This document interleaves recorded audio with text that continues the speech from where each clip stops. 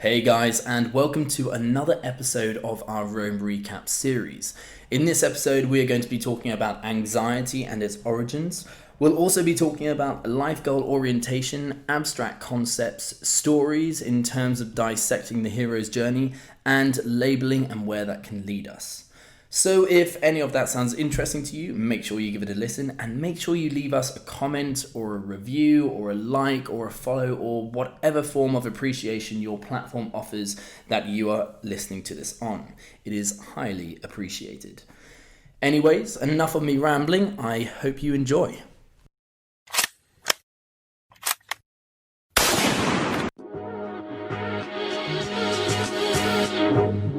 Hello listeners, you are listening to the Wise Words Rome Recap podcast. Rome Research is a note-taking tool for networking thought.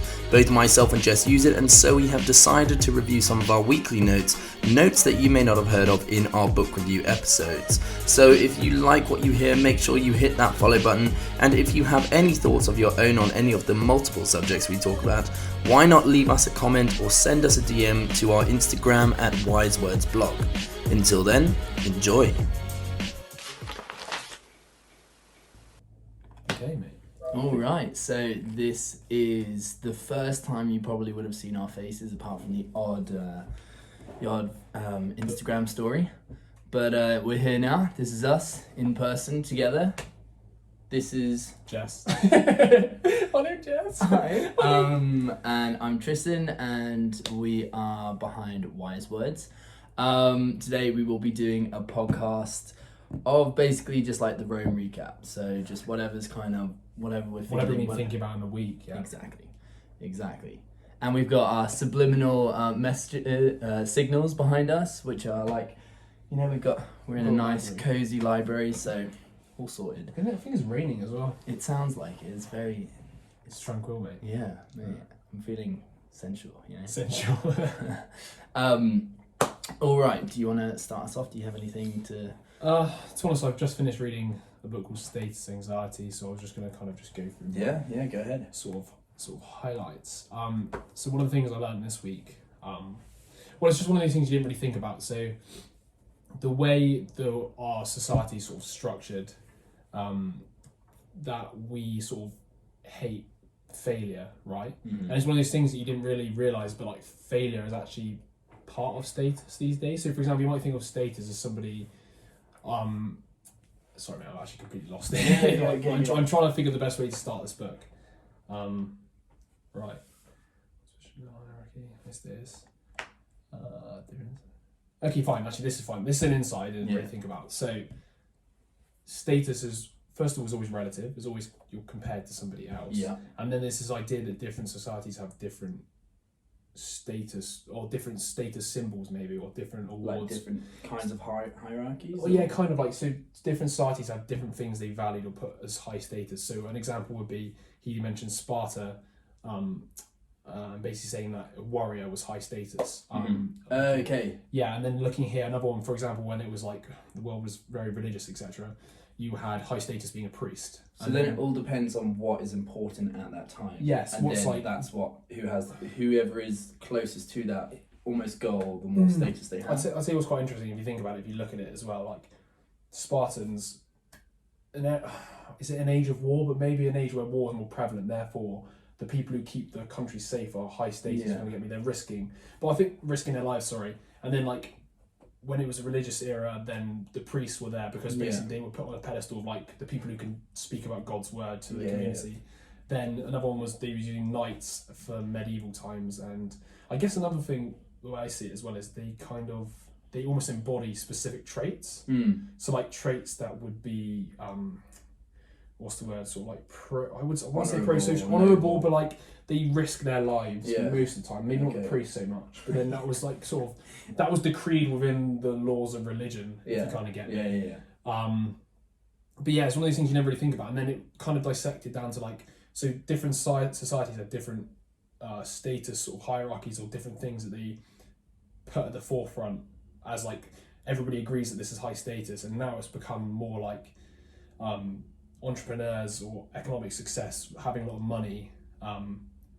Interestingly though, that kind of does link to a few traits which are like seen as great across the board, across cultures. So for example, intelligence could be one, resourcefulness, I don't know, risk-taking behavior, which is what like economic success, you have to have those sort of traits to get there. So it's quite a good proxy for like if you've got money, or if you've earned a lot of money, you have those traits, because you kind of have to have those traits to get to that point, if you get me.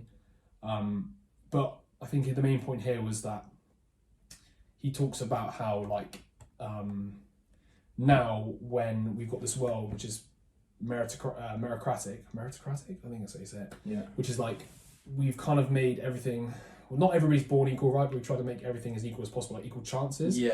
And therefore now, so back in the day, right, if you were a knight, everybody else wasn't a knight, right, and you were kind of appointed as a knight, or like if you were royalty or aristocracy, you were born of noble blood.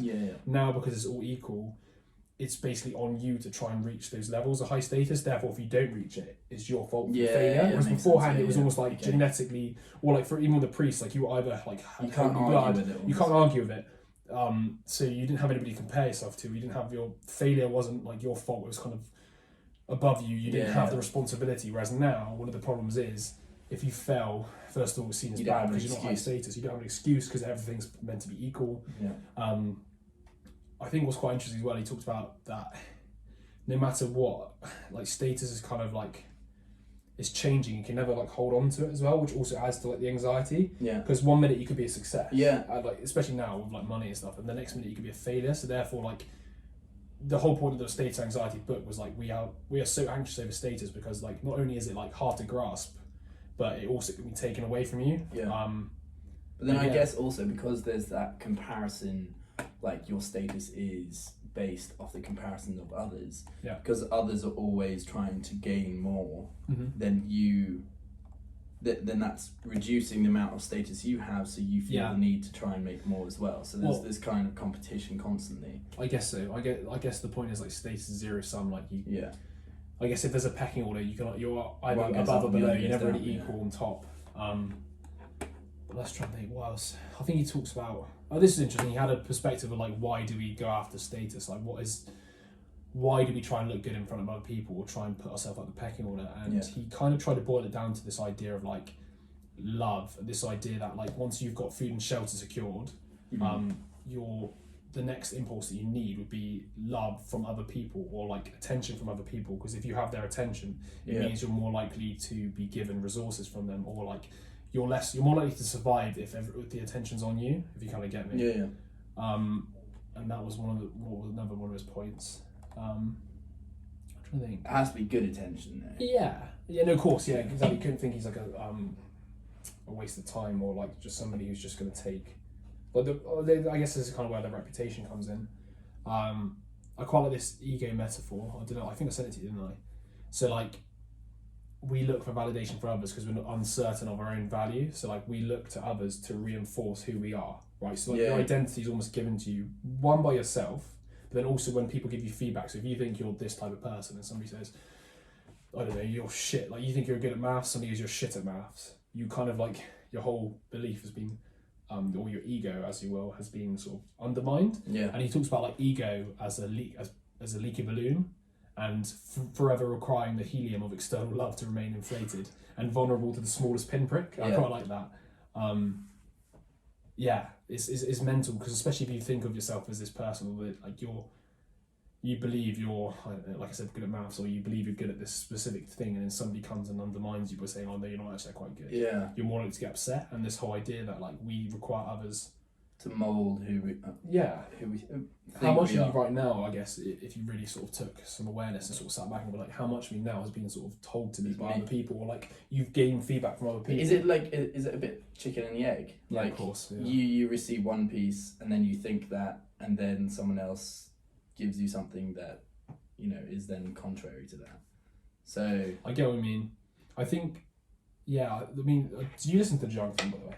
I haven't yet, mate. No, don't worry. I was about to say, because he talks about we are very good at sort of, we have like our own, it's not very objective, but we have our own scorecard of like not only who we are or like who we think we are, but like our past successes or past the way I look at it, fine. So like, let's say you're good at maths, and then you have like the scorecard in your head of the amount of times you've solved a tough problem, the amount of times you failed. Then you also rely on other people's opinions on it to sort of, like, your feedback mechanism takes in loads of different things. So not only like your own personal opinion on what your worth is, but other people's opinion. Because it's almost a net value. Because well, I guess the whole point of taking other people's opinions is if you walked around and you only listened to like yourself, you'd end up being the most cocky prick ever on the entire planet because you'd only just be believing what you believe. So you almost need this feedback to come in and undermine you to make you think about it, to then change, to refine your identity or refine your status as well, like which is interesting.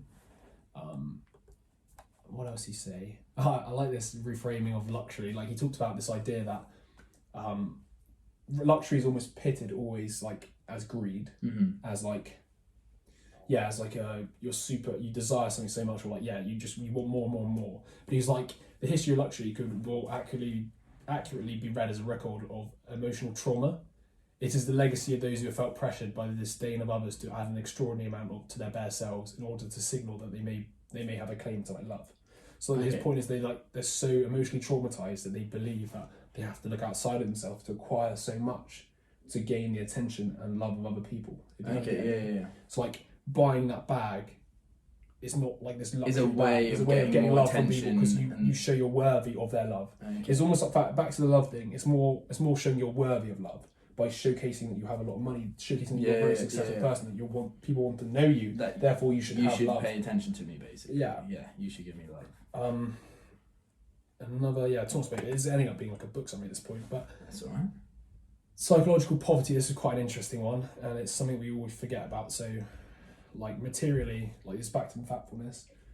Materially, like, the world has never been better off. Like, even the poor now, or the people who are in poverty, have better material conditions than kings in the past, right? And his point was, it sounds good, and this is the argument why all the like sort of pro-capitalism sort of always says like, oh well, the poor are materially better off now than they were in the past. But this forgets that actually what matters is their perception, and we don't actually. So like, they feel deprivated more from the fact that they can gauge themselves against others. Like, but I guess it's relative, isn't it? Of course, but it's always relative to like the people now. Like, you're not necessarily relating it to the past. You're relating it to other people who are above you in the land we're at the moment. So I guess that's why it's psychological. It's like, so basically the point he's making here is like you just said, is relative. So like, you never you compare yourself with your reference group. So like, whoever you see yourself as, or as part of a group, or like your local neighbours, it's like keeping up with the Joneses. That's who you compare yourself to. And he was saying like, we don't really compare our lives to medieval like exactly, right? And I think that was one of the things he sort of said is like, if you change your reference group or the people you compare yourself to, you can actually change your feelings and your idea of where you stand. So if you're feeling like anxious for where you stand, like, let's just say, I don't know, you got a job and you think it's a bit of shit or it's frowned upon, and you could just be like, well, how am I living now? And then compare it to obviously the past. Obviously it's easier said than done, but like, realizing how far we've come and the fact that you don't have to like go out and forage for food, or if you want to wash your clothes, all your basic needs are pretty much taken care of, as in like shelter, food, but then I guess it's more like how you kind of zoom into those to those subcategories, like do you live in a terrible house, or like, a really shitty, like, do you know what I mean? As in like, there's always room for you to zoom in and be like, okay, is this compared to someone else my age? Because I guess I can, like, personally, I would probably compare myself to others in my age group now. I'd also second you probably segment it to people you went to school with as well. Like, people you would see yourself as having a similar upbringing, and apparently, or like similar life trajectories or life path, because you were together at some point, so you must see yourself as intertwined with similar or similarities, based on the fact you've had like a similar like experience growing up, because you were like both at the same place. I think another point you made is like, the more people you compare to be your equal, or like the more people you think of as your equals, the more people there is to compare yourself to. So the more people there is to make you upset when they're better than you. So like, and then this was another point. So now that we have this back to the equal world thing, like, now the world's more equal and we have more opportunities for everybody, therefore you have a limited amount of people to compare yourself to. Whereas beforehand, like, let's just say you're in a group of like 50, and you know you only have 50 people to compare yourself to, and even then you were kind of like back to divisional labour. You're like working out your own speciality and stuff. I don't know, maybe you found your own niches, but now there's like an unlimited amount of things you can compare yourself to, or a limited amount of people, and I reckon age groups. So you can go, oh, this guy's younger than me. Look at him, he's fucking killing it. Like he's a but that's why I think like social media must play a massive aspect in this, because you're basically like you're shown all these different types of people, all the same age and the same similarities as you, and they may be doing better than you. And so it really makes you like, because you're comparing yourself, then you suddenly slot yourself in that kind of hierarchy or that poverty ladder, so to speak, and you judge yourself from that perspective. But then at the end of the day, you just need to remember that like people obviously have similarities, but they're not you. As in like you can't really compare yourself to. I think one of the things like the most accurate gauge. Yeah, like no one else is you. You should never say you want to live somebody's life unless you want to trade exact places with all their problems, all the things they have, and a lot of the stuff you don't see. Yeah. But I think you stepped on a good point there, where like actually maybe the main reason why social media makes people not sad, but, you know. But like think about social media depression, because you've now just got an unlimited amount of people to compare yourself to, and especially when the ones promoted to you tend to be like the best of the best, like the most attractive. And you only see their like successes. You never see their failures. So then that's like another whole thing. So you can only compare yourself to the benchmark, which is set, which is actually higher than reality, because they're hiding the fact that there's more behind it than you're comparing yourself to the highest point of their life. Yeah. Whereas like, and you're comparing your almost lowest self. You know? I get what you mean. Well, in fact, I think the thing is you just know yourself so well to know like all the successes, all the failures you've ever had, and like maybe you know your own insecurities, and you think like we all realise, I guess, deep down that we're not like perfect, right? And then you see this like perfect benchmark on Instagram, and that seems too real for you. Yeah, like, it feels real, right? And then you compare yourself to it. Like, but it's an impossible standard. You can't just constantly live life with like constant successes. It doesn't work like that. So. You know, you're comparing yourself to a figment, you know, something that's a fantasy that will never come true. It's the whole thing, like, in relation to the dopamine thing. You're climbing up a mountain and you'll see the best view, but you can never actually be there. You know, you can't, like, actually experience that view. You can see it, but, like, it's, you know, it's something that's not tangible. You can't grasp it. I feel like another thing is, like, the moving goalpost, isn't it? Like, you get to, like, one mountain, like, sorry, I was saying, like, climb the mountain, you get to, like, what's the word for it? Like, peak. One trough or peak, or peak. And then you look up and you're, fuck, there's another one. Yeah. And then that's just how... But that's exactly it. And, like, you know, realistically, all these people that you're comparing yourself to, they have, like, it's all relative at the end of the day. They have problems because they're comparing themselves to the people above them, and they're comparing themselves to the people above them. And it's constant, just everyone literally has problems. It's just relative. I think this is like one of the best like self-help things is like, you know, like classic is, I mean, it's hard to do because we're socially like wired, right? But like only ever compete with yourself, you know, like you got to measure yourself against yourself from yesterday. I think that's one of Jordan Peterson's rules for life. I'm pretty sure it is. And it's always like compare yourself to yourself and don't, you know, compare yourself to others. I mean, like it's all good like having like an overall goal, of course. Like, you know, you want to be able to look at something and be like, that's what I want to be, you know. But then it's the whole thing of like focus on the process, not the product. Yeah. You can see the product, you can realize, okay, well that gives me the motivation to do the process, but then you need to focus on the process because then you're giving it 100%. Whereas if you're constantly focused on the product and you're, you know, just trying to get along in the process, you're not going to really succeed that well. And also by focusing on the process, you're kind of focusing on what you have to do, rather than what others are doing. Yeah. So like, the only way to get there is along this road. Of course. So you got to focus on the road rather than just focusing on. And don't use like other people's distractions. Like you can get pretty demotivated. Like let's say you're on the middle of the road towards, I don't know, for maybe yours being like you're on the road to trying to be an actor, right? And then you see somebody else who's already making it. Oh man! And then you're like, fuck, he's making it before me. Like, but like that's his journey. That's not your journey. That's her journey. That's not your journey. It's like.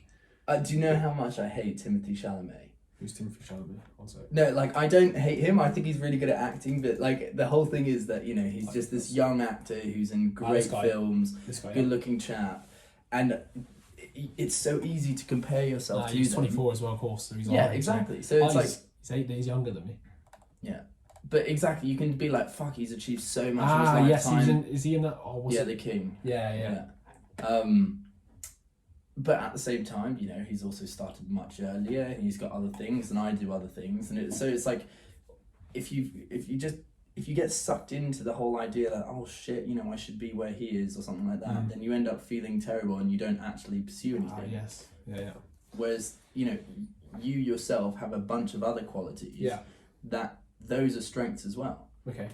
And I think that's what, like, going on a bit of a segue here, I think it's kind of going towards that direction of basically, can you sell yourself as the whole package? Like, everyone is different, so then how are you different from these other people? And sell that, emphasize that. It's like, okay, you do acting, but you also do psychology. Oh, we don't have any actors that do psychology. Do you know what I mean? It's like novel like combinations of, like, as a human being, I guess we're all novel in the sense that we all have different experiences, different interests, different passions. Is like playing to your strengths of like what you're interested in and what you've done, I guess. Like you're like a unique. Like first of all, your genes are unique, right? So a unique combination of genes. You're a unique combination of experiences. So how do you show off that? Like, how do you? It's interesting though, because like, relating it to was the Origin's virtue, his like collectivist attitude that we do much better if everyone specializes and then we all work together. And I agree with that, but to a point where I think you also need to have variety, because ideas come from having a variety of like experiences. So you might specialize in one thing, but you can also learn another thing. And I used to believe that, like, for instance with acting, that you had to do just acting and that was all. That was it. You shouldn't do anything else, otherwise it means that you're putting energy into something else and you're not trying to pursue this. But then by doing other things, you then get ideas that you can then apply to acting. And it's like, that's what everyone should kind of realize, that everyone's got more than one thing going on, and just combine them, see how they mix, and like that's your strength. One of your brain strengths is combining novel things, right? Like bringing disparate areas together. That's what creativity is. Actually, you just bring two things which maybe haven't been seen to be connected before, and just connecting them. Sorry, 1 second. Sorry. Just leave that. I'm trying to think. Another point here which I thought was quite interesting, and this links back to like social media and like the way the world's set up now, which is like it's meant to be equal and everybody's meant to like take responsibility for themselves, and if you're not successful, it's your fault. And then this is an idea that so like expectation on status, so like democracies have like removed the expectation that like you are fixed at a position. Democracies have made it that you have the expectation that at some point in your life you're going to be rich and famous. Like if you look at all the media, like if you watch all the films you use, it's all the same. It's like people overcome adversity and they become rich, and they become successful, they become desirable, they become like that person that we all kind of want to be, that like hero figure if you're a male, or the female who like be like, what is the female like hero figure? I guess it's similar, but it's not quite the same. There is definitely a difference between like what the females look up to in terms of like movies and culture compared to what men do. But this idea that like we've almost, the propaganda now tells us that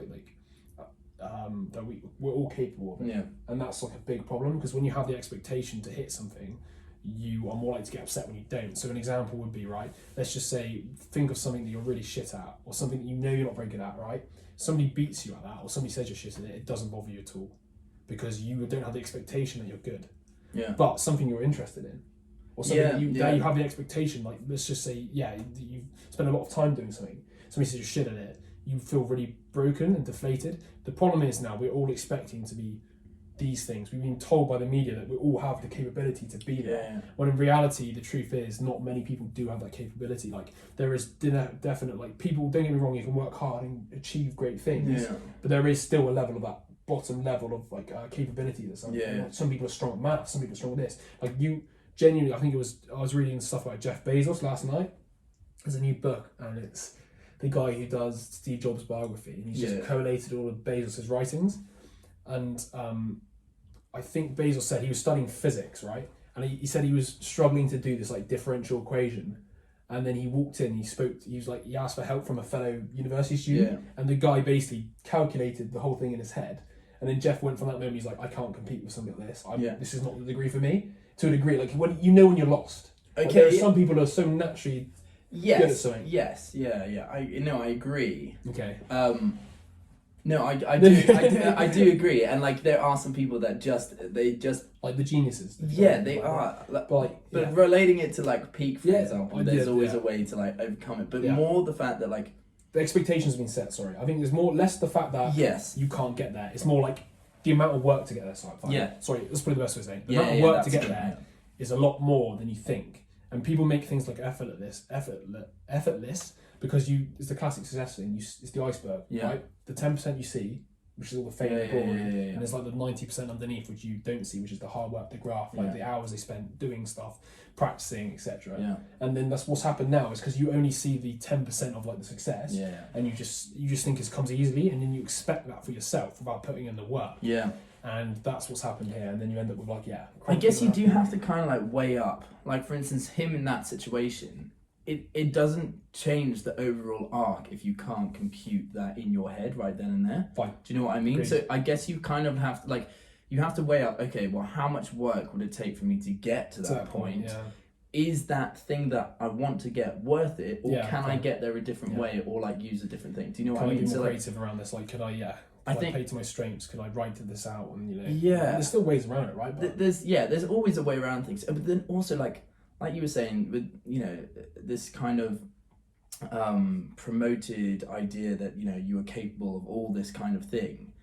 It's not the only capability. It's one social narrative. It's like you don't always need more. You don't always need to be like there's not just one way to live life. There's not just one way, and that is like you're born, you go to school, you go to uni, you get a job, and you try to become some CEO of a company. Like that's not the only things that are to life. And most of the time, pretty much with like what Peake said, how they you learn a skill, but to learn it to that degree, a lot of the time it's not actually fun. It's not enjoyable. You have to really put in hours into areas that are fucking hard. Okay. And so I reckon the same pretty much could be applied to like a career like that. It's like you can go to the top, and it's like what Jordan Peterson says. It's like you do get some people who do are the CEOs of these Fortune 500, but they are people that are not like the norm. They're not the average people. They want to put in so much time, so much work, which a lot of the time is not enjoyable. And that's not the only way to live life. But this message is echoed, and it's like, oh, you are capable of this. And then realistically, like you just said, most people aren't, because most people don't want to be that 0.0. But they still judge themselves through that lens. But they still judge it in comparison. Yeah, that's interesting. You get told what the goal should be, basically. We all have our own goals, but then you get told what the goal should be, and therefore you get shamed for not following the goal that everybody else is. Even though half the people aren't. Like those people are happy with what they do and happy with life. You don't have to be. But that's exactly achieving the stuff that people tell you have to achieve. Yeah, it should be things that are in line with your goal rather than the consensus, the society's goal. Like I love what we do because basically we're basically just reading stuff we want to read, talking about it. That you couldn't get more, which we'd be doing anyway. It's just now we're just filming it. It's so I enjoy that because I don't feel like I'm not trying to be something I'm not. I'm not trying to be that CEO of a Fortune 500 company. I don't want to do that. So fair enough if you do. Kudos to you. Good luck on your journey. I guess it's all about finding there's such a cliche, but finding what actually just interests you and just doing it. I don't know. I think I mean, if you go my personal opinion on it, the whole idea of the wealth thing is more just the ability to have the freedom to do what you want. So not many people have the luxury of being able to just decide they want to do something and do it because they have to earn money first to take care of stuff. If you get me. Yeah. But that's the whole idea, I guess. I guess for me, I was going to make this next point, which is this idea of wealth is more is more how many things can you do with your time. Wealth is more the things that you don't want, because you are more wealthy if you don't want all the shit. So if you don't want to be successful, you are wealthier than somebody who wants to be successful, because you don't need the success to be happy.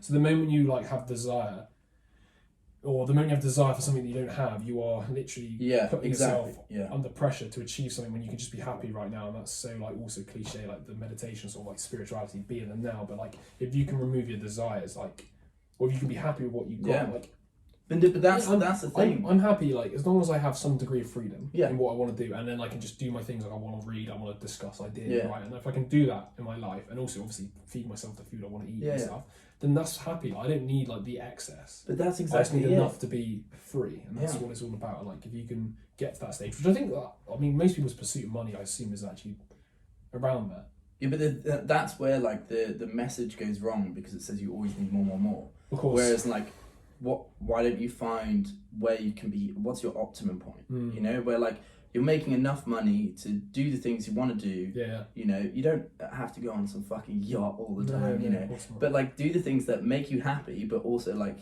that's why, like, for instance, I will substitute money for time, like, because I work at a bar. But like, if I want more money, then I'll work more. You know, but if I want more time, then I like reduce it, because I don't realistically, as long as, like you just said, as long as I can afford my rent and I can buy food I want to eat, and I can go out now and then with my mates and stuff like that. That's basically all I need, especially at the moment, because then what you're doing is you're working on yourself, which over time, because you'll work on that more and more and more, that is probably going to create a byproduct of money. Yeah. Like the stuff that we're already doing, and this is just us in general, if we end up ever monetizing this, then, you know, it's worth it. Yeah, of course. But even if you don't, it's not, for me, it's more like the actual, just the sort of talking through ideas and stuff. It just helps consolidate things. Absolutely. For sure. Like, to be honest, I think there's some of the, basically I keep getting the same themes, like the more stuff I'm reading, like a lot of the stuff, all these books do is just redefine things you've already thought you understand, or like you thought you knew what wealth was, or you basically, in fact, another thing, like, not even just redefines, it makes you just question what you know. Like, I thought this was the case. Actually, hang on a second, is that necessarily true? And do you know what? Half the time there is no exact truth, but that's like the magic of it all. You don't need to have a truth. You just need to kind of make it up yourself, and that's what most people do. And like the people who achieve the best success in my head are the ones who just basically rewrite the rules. They're like, you told me I can't do this, well, you can't do that. Oh, how about I prove you that I can? It's just And about the idea of like reducing of desires, I think it's really interesting, because Nassim Taleb in Anti-Fragile, he, like, one of his main points is he calls it like via negativa, which is like, instead of adding more, we should always be removing. So like removing the excess, removing what you don't need, removing stuff which doesn't make you happy. And like, that's the best way to a happy life, like removing stuff rather than adding. Well, yeah, I guess you have to ask, like, why is this a desire of mine? Is it because you decided you wanted it, or is it because somebody exactly. else has been like, this is a symbol of something, like, this is what you need to this is what you should want. Like, you should want to be successful, so you should want this luxury item, because then you can prove to me that you're successful. But like, then I'm just back to accommodating. I'm accommodating to you. I'm doing that to prove to you that I'm worth something. And it's like, do I have to prove to you that I'm worth something by buying something? Or can I prove to you that I'm worth something by, I don't know, the way I treat you? You know? I think people have got it backwards, but you know, the post. I've already said, it would be another book. I can't remember what I've ordered. Meritocracy and Failure Overnight. Okay, public opinion. I like this bit as well, because this is just what we're talking about. Like, he talks about, when we begin to scrutinise the opinions of others, philosophers have long proposed we stand to make a discovery at once saddening point that the views of the majority of the population on the majority of subjects are permeated with extraordinary confusion and error. Like, a lot of what we believe, a lot of what we think that's like self-evident, the more you think about it, it's just like, it's kind of not true. And whoever came up with that idea is like, do you know what I mean? Like, the majority of things people believe have come like watered down to pop science. Like, I think pop science is like, you take the scientific research and you make it really easy to understand, to the point where you actually abstract it from the truth, which is why, you know, you should probably take everything with a pinch of salt if it's in a newspaper, just because it's always going to be watered down to the, and also it's always sensationalized. Well, I just always think that, like, to simplify something, like, if this is the big picture, to simplify it to, I don't know, the average Joe blogs, you're literally like cutting out detail. Like, you're literally condensing it. You can't have all the detail in the simplified answer. Just, that's not what simplification is.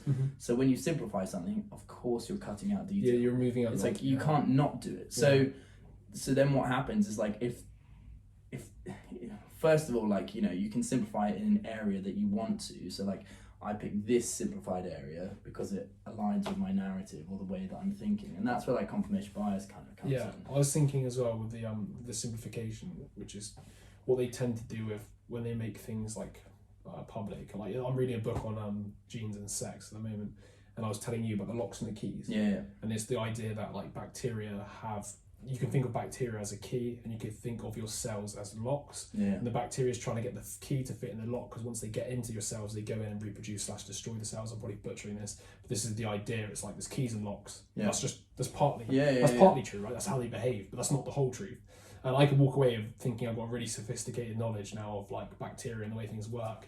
But then it's forgetting all the times when it doesn't act like that. And there's plenty of times when it doesn't. But it's like a useful way of thinking of it. Yeah. But then that's what happens is people take that as gospel and they expand on it, or something as like there's a layman and they think they know everything about something, and it's like, well, okay. Well, they just apply it to every scenario, every context. Yeah. This is kind of what we were talking about yesterday in terms of like, you know, you can have someone do an experiment, like a scientist do an experiment, and the result is the result of that experiment that occurred in that specific context. Sure. Okay, so then like and that's why you never say, like, literally one of the first things that I've learned in writing lab reports is that you never say is proven. Okay. It's never proven, because there's never certainty, because realistically, although someone might react to fear like this, that may not be the case in every single context. I love it. It's this classic example of everything's certain until there's one example which makes it uncertain. Yeah. All it takes is one thing which disproves it, and then it's disproved. But that's why you get so many people that like will take that one result and they will generalize and apply it to everything, and just be like, oh well, this is how we always react to fear. And it's like, well, actually, and then like you said, someone comes along and be like, well, actually, no, that's wrong. Yeah, this doesn't work in this context. So where's the law here? And that's what I quite like when you were saying that like scientists are constantly just trying to refine these algorithms or equations until there's no error. Error being that like you don't need a context. The whole progress in science has to always be, you've got to target the paradoxes, and also two, like the things which don't quite fit your theories. Like you have a theory, the whole improvement of science is based when you find something that doesn't fit it, and then you try and explain why it doesn't fit it. Yeah, that's the only way you can improve on it. You can't just be like, this is right, and then just fit everything. There's like Nassim Taleb used it. Have you heard of Proscution is like an ancient Greek fable where he basically it's called the Proscution bed. And what he does is he gets people to come stay in his hotel, and he chains them up and he stretches their body to fit. And the whole point is that the underlying message is you stretch your ideas to fit. You take any evidence and you stretch it to fit into it. It's like confirmation bias. I just like really fucking so you get the arms stretched. You have a nice night staying at the hotel. Literally. And it's this idea that like you stretch things to create, I don't know, to fit emotions, or you can even shrink them, I guess. But that's why I think, like, you know, learning the abstract concepts of things are so important, because those are the transferable like ideas. Like when I read these books now, I really just like, although there may be like a specific fact that I'm really interested in, but most of the time I know that I'm never going to remember these facts, and if I want to look them up, I know where they are. But the main thing that I need to learn there is the abstract concept, the thing that I can take from that book and apply to this book and be like, fuck, actually that matches up. You know, and you're looking for those other areas until you come across a context that goes, okay, well that actually that makes sense. Of course you don't like I'm not memorizing fucking statistics like this experiment proved that this many people like fucking hell. Just give me the crux of it. And we'll go with it and see where. But that's what we find quite a lot. That's what we normally talk about when like we've read a bunch of books, and then we'll be like, oh, did you realise that the pattern of all these books kind of connects, and you know there's an underlying current. Of course, Like, well, I guess our brains are pattern makers, pattern making machines, aren't they? So the more you read, the more you start seeing, oh, this point's been made again and again and again, and then you kind of you sort of pick up on those, don't you? And then that's the ones I feel like are close to the truth. When it's repeated a lot, you kind of know that's if we're all feeling the same thing, we're all seeing the same thing, it has to be something. There has to be something there, almost. You know. I'm trying to think here. There was a point you made here which is quite interesting. I mean, we could do that. It talks about how like with newspapers, it's very like it's always very damning. So, for example, they'll be like, Trump did this, or like this person did this. Schizophrenic person killed somebody, or like it's always very damning, like straight to the point. This person's this person's this. This is the reason, and he talks about how like the idea of like tragic works, like Shakespeare's tragic based plays and tragedy in general, what happens is you get a story and you understand how these parts played into the end result. So like, let's say something tragic happens, like somebody gets murdered. Yeah. When you watch a documentary on the murder, you sort of see it build up. You see how this person became malevolent. You see how this person, and you basically what you do is you empathise more. You have more sympathy with somebody who you understand their journey and their problems and everything. Like even watching the murder documentary, you might just be like, that guy's pure like disgusting, but you still understand how he got there. So these newspapers are like devoid of context. Basically. Devoid of context is precisely the right way of thinking that. And when you have that, it's a lot easier to just jump on the bandwagon and like slate somebody without understanding the story. So like this whole idea, I think as well, of like the whole idea of story and narrative, it gives you more substance to like somebody's journey. Like when you watch like a hero throughout a whole story, you can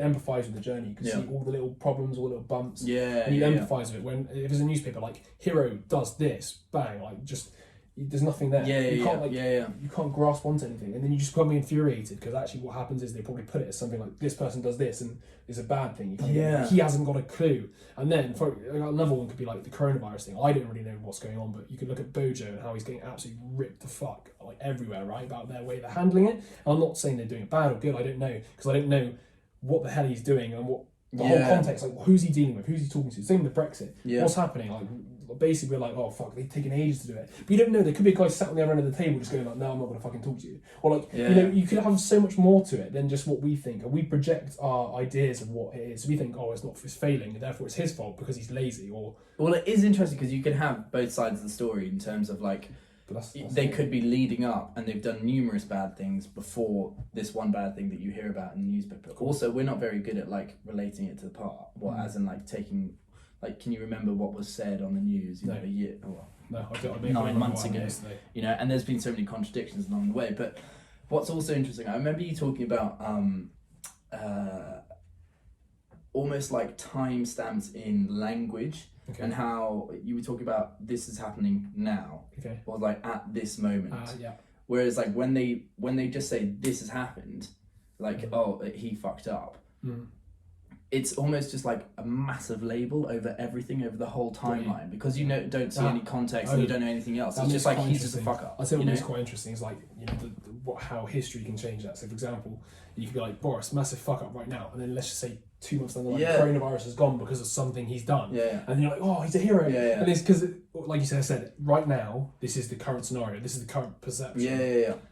What about in a few months? In a few months, you could literally be a hero. And I guess this is half the reason why status is so, like, you get so anxious with it. It's because one minute you can be the villain, next week you can be the hero, the next minute you can be this, because your reality changes. Like, the next day, if I went off and killed somebody or put in prison, all my friends would be like, what the fuck, he's a twat. I remember him being that vicious guy. You didn't see the build up to him, like... What I mean is, like, you can become zero to hero, you become hero to zero, like that. And that's why it's so, like, we all have anxiety over it. And I guess that's almost why we always conform to things, because even in that moment we're like, shit, we could ruin our reputation. You could ruin your reputation in one action, like literally you could, which I guess is like a way of, well, that's kind of ties into norms, isn't it? And like reputational, well, for like stopping intentions because you want to keep hold of that, like of your reputation.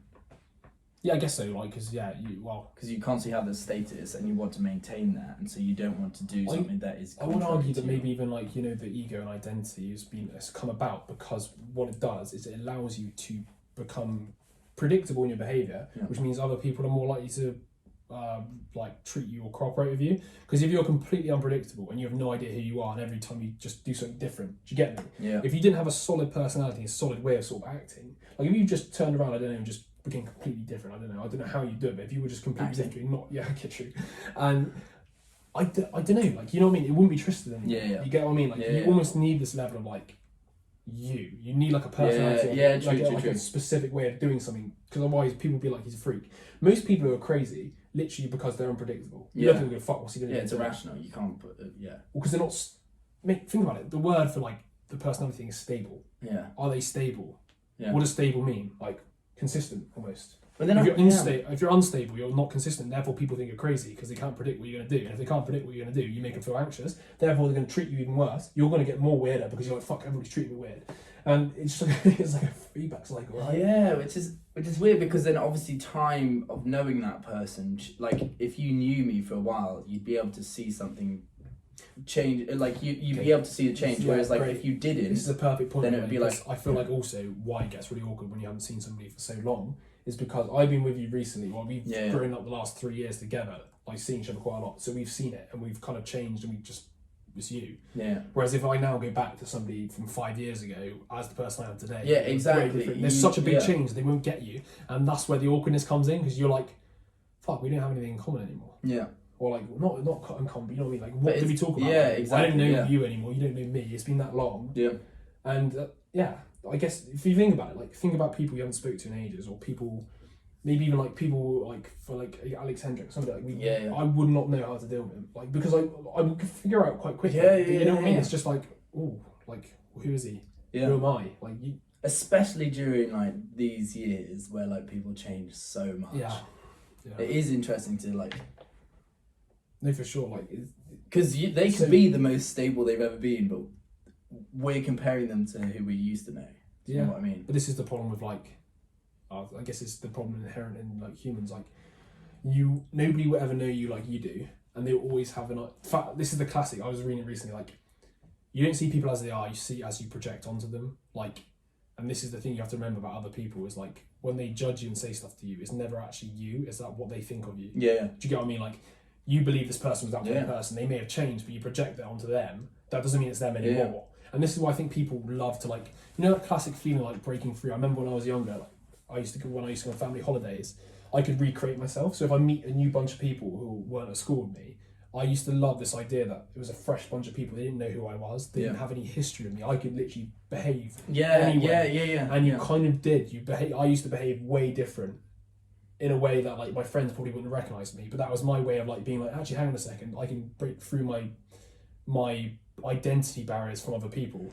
And I think that's a real thing, because you feel it. If you meet new people, you don't feel restrained. But when you meet old friends from school, you might be like, fuck, this is who they thought I was. I don't have to behave. You said this before. Yeah. 100%. You're tied to like your identity on the identity that they see you because as. you consciously, you unconsciously realise that they thought you were that person, and you know then if you behave differently, they're going to be judging you. Which is so you go back to the way you used to be, because you realise that's who they know, and they won't judge you as much. I think that's what. That's exactly what I said. My estimate of it. Yeah, with like some of our mates, they're like, you know, you see, but you don't see like very often. You see for like maybe a party, but then it's almost like you slip back into where you were in the hierarchy of school. Yeah, because they know you as like, oh, Tristan's coming. Yeah. And it's like, but it's not. It's not, you know, because they don't know the current me. Yeah. It's like, so you slip back in. You do change quite a bit. Like, even like, because otherwise you were literally being a whole new person. Do you know what? Pretty well, you know, obviously rooted in you're always things, changing in my head, constantly. You're always changing. Like, I think it's quite interesting because like you talk about marriages or thinking about marriages. Quite a lot of discord between marriages is when they have kids. They then both don't spend as much time with each other, so they don't actually know each other anymore. Like the sort of couples in general, they can grow apart based on the fact that they or they're not aware of the other person changing. Yeah, probably. I think that's a big thing, and they realise they turn into different people. Think about it. What makes relationships break up? If you actually just dissect the language people use, you can start seeing the patterns. Like, we grew apart. Like that type of thing, you literally know the reason why. They just changed in different people, and they just didn't like each other anymore. You get kind of it's always the same. But that's the personality thing, and like I like the idea of thinking of it as like a trap, because it kind of is. But at the same time, you need it. It's like a necessary, but like it causes so much pain because you have to conform. Yeah, you feel the pain of like standing out, maybe, or you feel the anxiety. Do you know what the anxiety is? Just the uncertainty of being judged. Yeah, it's always like, oh fuck, are they going to think of me as like this? Well, there's this push and pull between whether you should be you or whether you should be the person that society tells you to be. Yeah, and then friends tell you to be that. Just basically anyone. So then the anxiety must come around from you wanting to be more yourself than the society, and you don't know if like they'll accept you. Yeah, exactly. Yeah, for 100%, mate. 100%. What else did we get here? We don't know what we want. Oh, that's a classic one. Like, we don't know what we want. Even when we think we know what we want, we don't, because we're very imprecise. I feel like you know when you're hungry, but you don't really know exactly what you want. That's probably a bad example. I quite like this. I like this idea as well. The therapeutic idea of ruins, and he's like ruins, like temple ruins, or like going to the Colosseum and the therapeutic image of it was the fact that nothing's permanent. Like it's like this deep underconscious idea that nothing's permanent. Stuff just degrades over time, and it can kind of give you a bit of bit of a perspective on your life. Like you just see that at the end of the day, nothing lasts. Agreed, and that's what it is. It's like status won't last. Your life won't last. I actually do really feel for. I was thinking about it, like celebrities who make it really big when they're young. Because once again, status never lasts. Attention on you never lasts.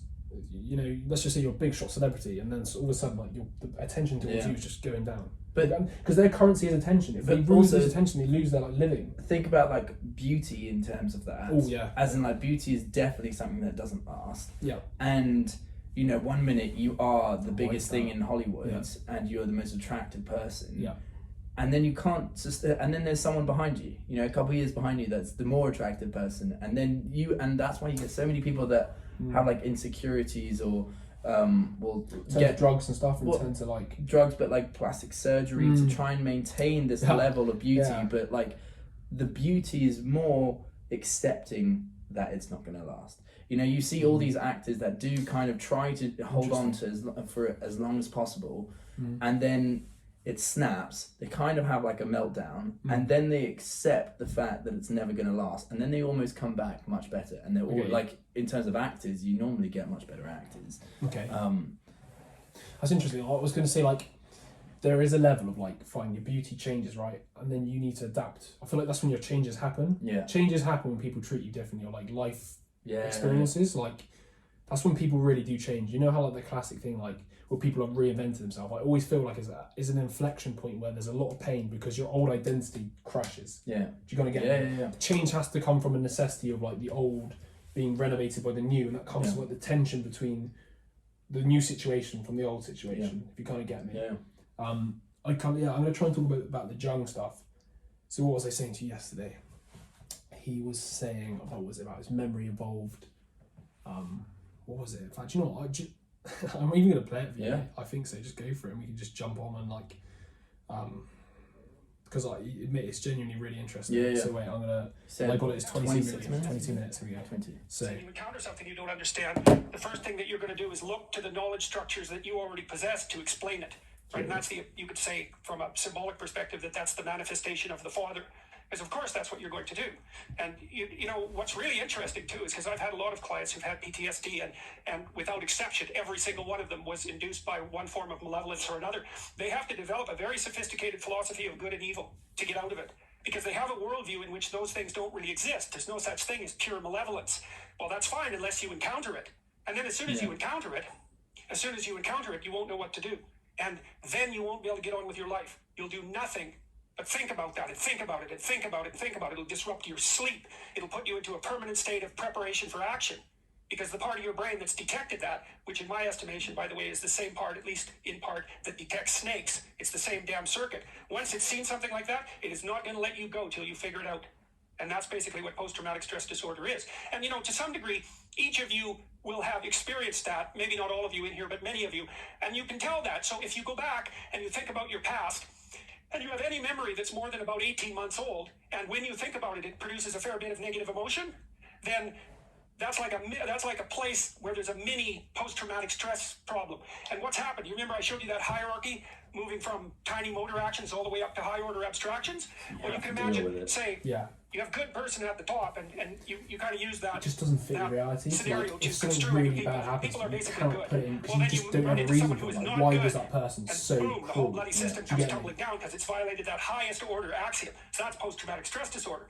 If something has violated an axiom that's is this better? more differentiated, closer to the actual motor output, not quite so high in the abstraction chain, then all it does is wipe out that part of the structure. It doesn't wipe out the whole thing. And you can tell if you have holes in your perceptual value structure by checking to see if you have memories that are still alive in a negative way that are old enough so that they should have been incorporated into your personality. So this is like the jungle shadow. Like you try and bring stuff in. Exercises that's on my self-authoring site. You guys do the personality analysis, but you have to figure out what happened. Right, and then you sort of have to figure out how to make it not happen again. Yeah, what so you're trying to you're derive planning some to kind of not causal have it analysis. happening. How is it that I was put into a situation where I was made vulnerable? And that could be, well, because you're only 4 and you couldn't protect yourself, and now it's time to update that because you're a fully functioning adult, or there may be things that you have to think through and change in your own personality, or attitudes that you've been holding on to since you were tiny. I had this client once, and she came in and told me that she had been children, because I mean, he was 6, for God's sake. You know, he's a little kid. That doesn't mean that what happened to her was any less traumatic, but he wasn't 17, right? The story was different than the one she had in her head, and you know, by the time she left, after we had that conversation, it was clear that the way that she was construing the experience had radically shifted. And it was very interesting because, you know, you think of the past as fixed. And it is in some sense, but the reason you remember the past isn't to make an objectively accurate record of the past. It's so that you can use the information in the past to prepare you for the future. And your mind won't leave you alone unless that has happened. So if it makes a lot of sense. If you think about it, like, it's because your brain, like, it's meant to be, or you think about it, it's meant to help you adapt and survive in an environment. So what it's very good at is the pleasure and pain mechanisms are good at, like, calibrating you to, like, this is painful, therefore you should avoid it. And therefore your brain keeps playing that pain feedback loop, right? Going, right, how figure out how are we going to plan against this? How, like, what caused it? How are we going to stop it from happening next time? And unless you deal with it, or unless you, for example, like, this is why I actually really want to read what he was talking about, all these, like, really evil people, like, their autobiographies. I want to read it because I want to, like, incorporate that into my worldview. Like, I've started realizing that, like, my perception, there is not, the good and evil is such a big continuum, and, like, they both exist. I feel like evil, essentially what evil is just the selfishness, and the ability to, like, just not care about you at all, just be so psychopathic, like, you don't matter at all. Like, I guess the way I think of it is like a lion. Like, no matter what you do, if you're on the wild and that lion's looking at you, he's going to fucking eat you. And there's nothing your face can do to convince that lion otherwise. And that's the kind of, like, evil you're going to think of. Somebody who's not looking out for you. They are going to just kill you. Like, without any remorse. Like, nothing about them is, like, you know... And, like, incorporating that into the fact that there is other people out there who could do that. Well, yeah, because, like, that's not our worldview, really. Our worldview is mostly that, like... Everybody's good, or, like... Everyone's got, you know, good, but, like... No one's just going to do something unjustified, but that's not how the world works. PTSD, mainly people who go to, like, sort of Afghanistan at the moment, this is the majority, like, I saw the Vietnam War probably had it as well, but, like, war-based, because we're so not used to war, and then you see what happens at war. And it's so out of... And then also, back to the shadow, you know, like, rape and stuff's quite normal in the war. I bet you these people, like, commit it in the moment they do it. I don't know why, but then they can't integrate the fact they did that, or the fact they killed somebody, or the fact they've done it into them, because they go back to normal life and everybody's kind and everybody's, like, back to, like, what it used to be, but he's had a part of his memory where he's gone so against our axioms. Our axioms are good, which is treat everybody the same. These people at war who go back to this new culture have gone out and actually done the complete evil, if you kind of get me, what is seen as completely evil, like murder, technically, killing somebody else, and they can't integrate it. So you go abroad and do all these things that you will be so frowned upon here, but when you come back, you literally, like, I can't even. I'm an alien in this culture because I've done the things that these people all say you can't do. And I think that's what it is. You can't fit yourself back into this new situation because you've done things that this culture would never accept. I'm trying to. Because you can't fit it in. You literally, like, it makes sense. I like the way I would relate it. It's not so much like in a bad aspect, but for instance, with, like, religion, having, like, a credulous belief in it, but it's only until something is proven that it's not, that belief ends up having cracks in it and is able to be, like, kind of, like, crumbled. You know what I mean? It's like it's exactly what was said in, like, the flow book, is in you have a rule, you put it into, like, you know, it becomes a mental model, and whether it works in real life or not, it ends up working, and after a long time it becomes a belief, and then, like, a credulous belief, so you don't even question it anymore. But then something comes along that is like, fuck. Just completely undermines it, and then you've got, like, two options, don't you? You either completely reform, or you fight back. So those soldiers must have this, like, idea of a world beforehand that, like, you know, people don't go around shooting people. And they just completely upends it. And that's, like, one of his points was literally that, is, like, something malevolent. His point was, like, something you just literally completely undermines what you believe to be true, and you literally can't fit it in your brain, and that's why your brain is consistently playing back these replays, because, like, I cannot put that bit of information into my brain to figure it out and to process it, and to process it into, like, the way you perceive. So how everything. do you come around it? I think you have to, like you said, you have to have a very sophisticated moral compass, which is, like, the idea that it's not just good and evil. I think that's one of the things. Like, you have to realise that, like, there is more complexity to just, like, good, evil. There is, like, animalistic behaviour. Like there's so many like. I would even view it differently now. I don't even see good and evil because the way I see it now is like even the evil people genuinely think they're good. There's just so much. Like there's just so much. Yeah, it's more like I don't know. I think I think because I don't actually have any axioms now of like good and evil. Like I can always take everything, or I try to take everything with a pinch of salt. Like I mean, I've seen some not fucked up things compared to what other people have seen, but I've seen some stuff which I remember thinking about like for ages, going like, why would somebody do that? I think there was a guy who was like shouting at homeless people when me and Jack were walking back in Bristol, and like literally going up to them and taunting them, and he was drunk, and like I couldn't understand how somebody could be like that, and I did think about it for a long time. What, Jack? Well, I was with Jack Gibbons at the time, and Yeah. somebody was like, he was in front of me, he came trying to chat to us, and he was just like, okay. he was being like a bullshit with us, and Jack was just like talking to him like normal, because that's the best way to deal with people like that. And then he was like going up to homeless people and just like shouting in their faces, going, "What are you gonna do?" Like, you know, just a massive twat. Yeah. And obviously that's not like compared to like murder and stuff, but like for me it was a shock. Yeah. Because it was the first time I encountered somebody who was like just that mean, like that. Yeah. He just wanted. I don't know what he wanted. I just always like. I wonder if it's a moral compass or whether it's just the ability to accept, like, an event is just an event. We provide whether it's good or not, as in we label it good or not, but as in like maybe just not with judgment. Like it's just no judgment that it happened. Yeah, you know, and that events do happen, and like sometimes they're further away from what we wanted to happen, but we can't plan for all this kind of stuff. And I find that personally I feel like I can accept quite a lot because. Well, doing psychology and reading psychology books, but you kind of know that there's a reason for everything. Like someone doesn't just do something out of no reason at all. There's you're killing people in Afghanistan because you signed up to the army and you went over there and you think that it's like saving the country or whatever. You know, whatever you tell yourself. But like, so basically ideology, if you think about it, but it goes down to that, like what they believe or who they are. Yeah, but there's always a reason. Like some people act like that because they're really insecure and they feel like they need attention or something like, you know, shouting at homeless people. I don't know, or making themselves feel better because they feel like they've lost loads of social status. I don't know, but like because there's always a reason, it means that anything is kind of possible. Yeah, of course. Especially and it allows you to accept things much easier. I think. Is it more interesting when these things directly impact your life? Yes, I think that's what like it's the theory. And then it's like classically you search for meaning there, don't you? Because something will happen in your life, like something unexpected, and then you have to find a way to integrate that, like meaning behind. Like let's just say when your mate fucking gets murdered or something, you have to find a way to be like. Why did that happen to me? And also, like, I guess we do think about us in such a, obviously like an individual subjective way. So like, even if, if you're the 1% out of 99, so why did it happen to me? But it's just. This is like the broader perspective.